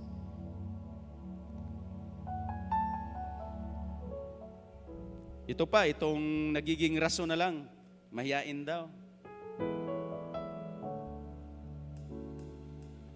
Di pa nga nakakamayan, di pa nga natapos ang mga awitan, kakaawit pa lang ng closing song. Andar na agad ang sasakyan sa baba, nandoon na pala, gusto nang umalis. Shy daw. Well, nahihiya ako mayan, dito lang ako. Pag medyo late ka, talagang lahat mag-handshake sa'yo kasi dadaanan mo na. Pero yung handshakes naman, yun ay, uy, salamat, nandito ka kahit late. Huwag natin gawing mga ganong bagay ang gawain ng Panginoon, mga kapatid. Take time. Nabanggit na rin to, I think, ng ating pastor sa mga pangaral. Huwag niyong gagawing dahilan na mahiya ako makikumusta sa mga taga. No, wala tayong cliques dito. Wala tayong circles dito. Wala tayong circle of friends na ang mga may four wheels ay yun lang ang magbabatian. At ang mga tricycle drivers ay yun lang ang magbabatian. Ang mga construction workers ay sila lang na grupo ang magbabatian. No, walang ganun dito mga kapatid, right? Lahat tayo ay in the Lord, lahat tayo ay nasa Panginoon, lahat tayo ay kay Kristo, at lahat tayo ay magkakapatid, mga kapatid kay Kristo. Kaya nating lapitan, mahal natin ang isa't isa, in-embrace natin ang isa't isa, kinukumusta natin ang isa't isa hanggat maaari. Hindi nga tayo maabot ng 300, 500, 400 dito sa ating kalagitnaan. Kaya kayang-kaya nating yakapin, yapusin, kaya nating kumustahin at batiin ang isa't isa. Huwag kayong magmamadaling bumaba. Isang malaking bagay na yon, who knows, sa isang kapatiran. So yun lang naman. Kaya baka sa gabing ito, meron kayong this week, kung meron kayong friend, meron kayong kaibigan, meron kayong kapatid, gustong express ninyo ang inyong pag-ibig in whatever form ayon sa banal na kasulatan, let's do it. Might be a phone call, it might be a chat, it might be a dinner, it might be a float, it might be a coffee. It's a great thing. Isang malaking bagay na yun. Huwag nating walain yun, brothers and sisters, dahil yun ang pinaka-point. Hindi man natin madala ngayon ang Holy Kiss, pero we have a lot of ways na ma-express pa rin natin ang ating pag-ibig sa isa't isa. Amen po ba? Ganun ba ang in-LH, mga kapatid? Kaya nga, I don't want to hear na mas mainam talaga ang mga churches sa probinsya. Well, ang closeness sa mga churches at mga kapatiran sa probinsya ay nakikita rin naman ng mga nasa from the cities. In fact, sa iba, mayroong isang minister na nagiging eye-opener sa kanya. Ang kanyang nakita sa mga kapatiran at closeness at fellowship ng mga kapatiran sa probinsya. At nagiging eye-opener sa kanya na hindi niya nakita sa kanyang sa loob ng kanyang sariling gawain.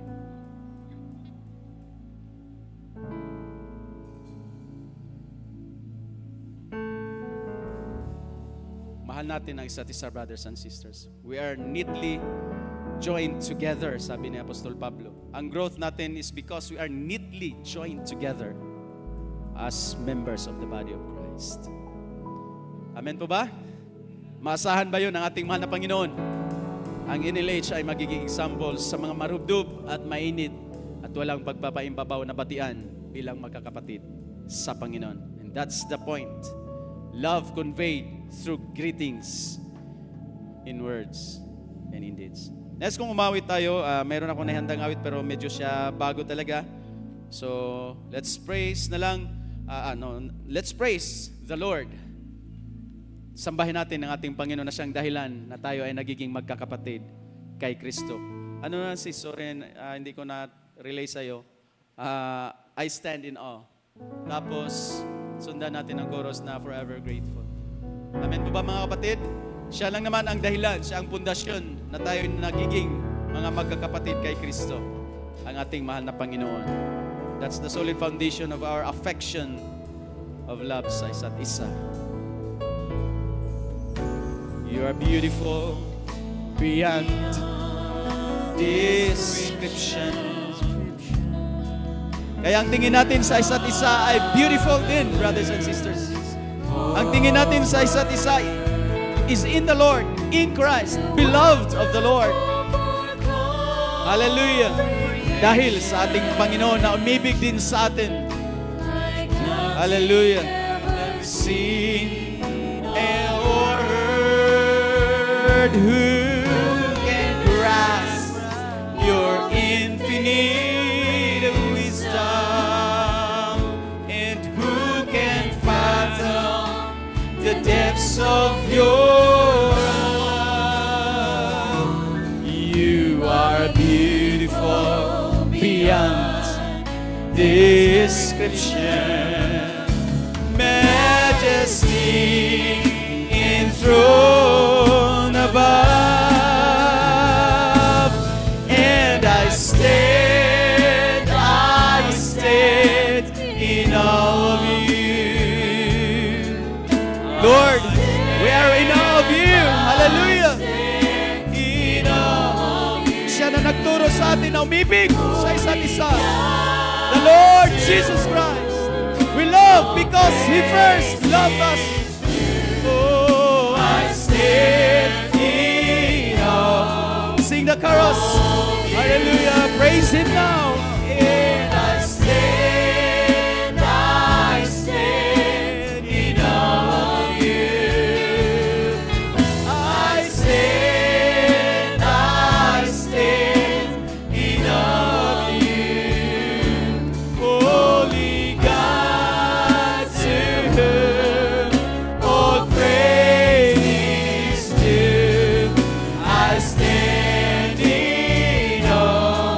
Forever grateful.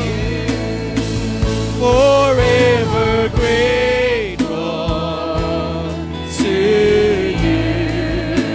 I'm forever grateful for the cross. And I'm forever grateful to you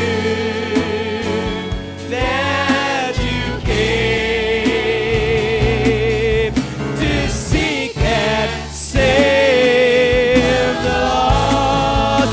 And I'm forever grateful, Lord, to you. And I'm forever grateful for the cross. I'm forever grateful to you that you came for the last time. Hallelujah. Forever grateful. And I'm forever. Thank you, Lord, for the cross. Hallelujah. I learned to love my fellows because you first loved me. Grateful for the cross. I'm forever grateful to you that you came to seek and save the Lord. That you came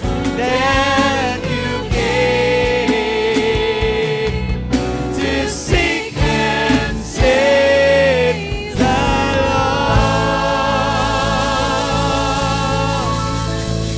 Praise the Lord. Hallelujah. Hallelujah.